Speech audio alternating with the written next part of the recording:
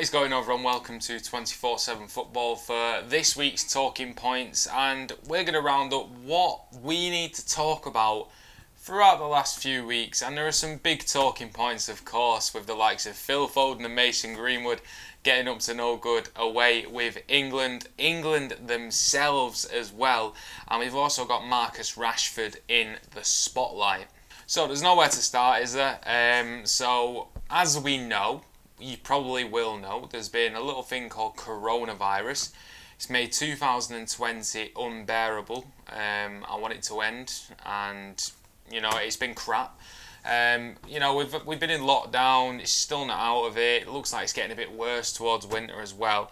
And sport and football in general are back at the moment, but only because they exist in bubbles. So England go away on international duty. They're in a bubble, which means no one in and out of their bubble, which is their circle of personnel, players and things like that. And they get tested daily. Now, we know footballers are human beings, and we've seen quite a few rule breakages throughout since this has started, like Kyle Walker, Jack Grealish, just to name a few. They're not the only ones. And footballers will be footballers, and people will be people. People make mistakes, and it's sad, but it's just one of those things. So Messi Greenwood and Phil Foden get called up to the England squad for the first time in their careers, and it's a very, very proud and deserved moment for the two of them. Outstanding talents, and they're playing away in Iceland. Both make their debut, and it comes out the day after that Phil Foden and Messi Greenwood sneaked girls into their hotel room. Now, the major problem obviously is because they've broke protocol, but you've got to remember as well is that Phil Foden has a girlfriend and a baby at home, and I'm not sure if Messi Greenwood is in a relationship, but as much as I don't agree with that, I can't get angry at that because that is their problem, that is their mess to sort out. They can live their lives however they want to live their lives, but the big problem is that they've brought people into the bubble, and it just undermines the whole effort that they've all gone through to make sure it's COVID secure. So we can have things like this, and it's just like, come on, can you not just not have, can you just play FIFA? You're representing England for a week and a half, 2 weeks. Surely you can go without a shag. Surely. They're young. They'll learn from the mistakes, and it's not the first time that this has happened. It'll be forgotten about. There's been cases with Wayne Rooney, as we know, on England duty. There was a thing early, which was Rio Ferdinand and Frank Lampard as well. There's been countless scandals involving England players, and this will just fade off into everyone's memories, and no one will really remember it in a few years' time. But they've both apologised, which is good. Hopefully they know that they've done wrong. And listen, there's no point in vilifying them. Yes, whether or not they are in relationships outside of that, that's for them to answer. It's nothing to do with us or me commenting on it. Got nothing to say about that because that is their life. They can handle that however they like. But come on, you're on England duty. It's a privilege. Everyone dreams of playing for the country. 2 weeks, that's all you had to go without. So it's a lesson learned. They'll get over it. Let me know what you think about those two in the comments below. Next point is Marcus Rashford doing some unbelievable work, and it's nice and refreshing to see that there is a player of his stature and ability that is really, really doing a good cause. And I don't just mean, and I'm not undermining the people who do this. That is not just a footballer going to a charity, being filmed or helping out for the day, which is admirable at its best. That is still brilliant, and we do like to see things like that. But Marcus Rashford really taking on child hunger and poverty head on, because he grew up in a situation like that, and it really is. It's fantastic to see, especially coming from the area of Manchester that I'm from as well, and it's just so refreshing to see someone taking that stand. And it just grinds on me. It really does grind on me when you see someone doing good like that, and some football fans saying that he should stick to football and he shouldn't let politics or whatever he's doing get in the way of playing for Manchester United. It's just, stop chatting bollocks. You know, you've got nothing to say if a player with, yeah, fair enough, he's been in a bad run of form towards the end of the season. How has that got anything to do with him stopping childhood poverty and hunger? It's just ridiculous to even bring that notion to the table. We know that, like I say, he's not been playing well, but the players who are playing well, or the players who aren't playing well, they've probably still got side businesses. They've probably still doing things outside of football because they've got so much time to do it as well. And I don't see anyone saying that footballers shouldn't have businesses, shouldn't do work outside of football. You know, we look at other players who have got big brand deals, and that takes up a lot of time doing brand shoots and little bits like that. So I just think it's a ridiculous notion, and to the fact that Marcus Rashford in his head loves to play football, it's his passion, but if he can actually make a change in children's lives and stop the trend of children going hungry, because there's so many of them, and you know, if you argue that that's more important than what he's done on a football pitch, what the change that he can actually make within a community, within a country, that millions of people can benefit from what he has done.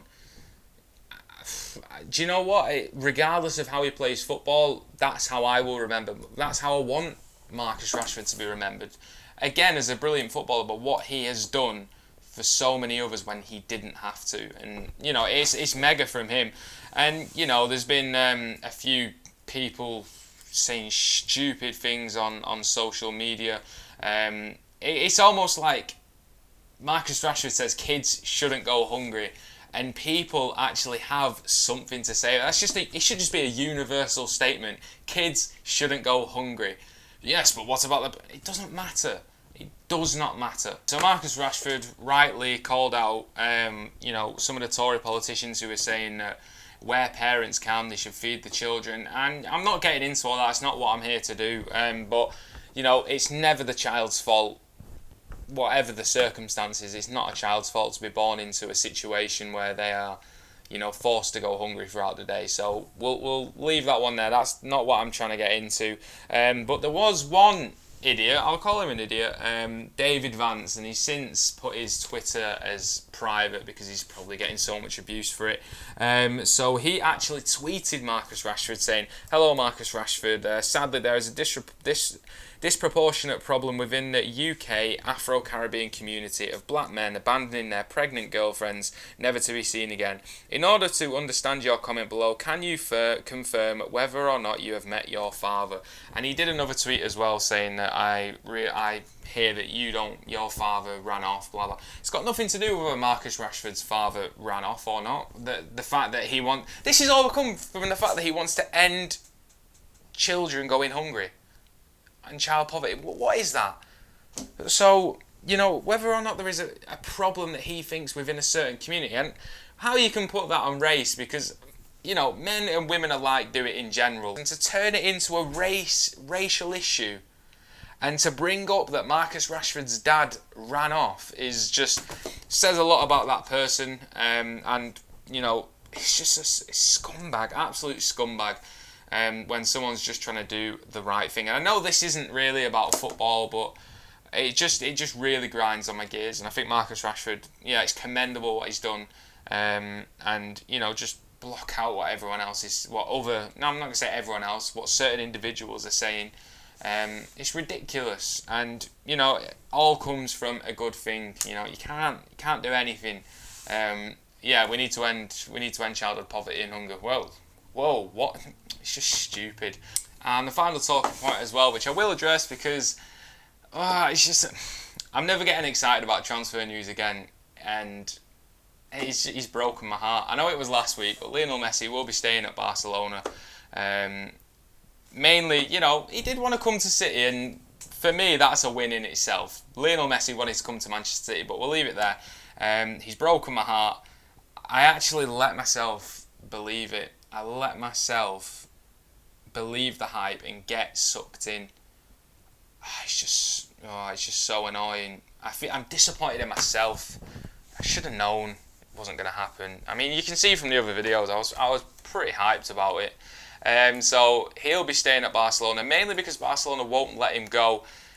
He can come to Manchester City next season, which will still be great. It's just one of those things. I don't want to wait another year. But whenever Lionel Messi decides he wants to come to Manchester City, we will welcome him with open arms.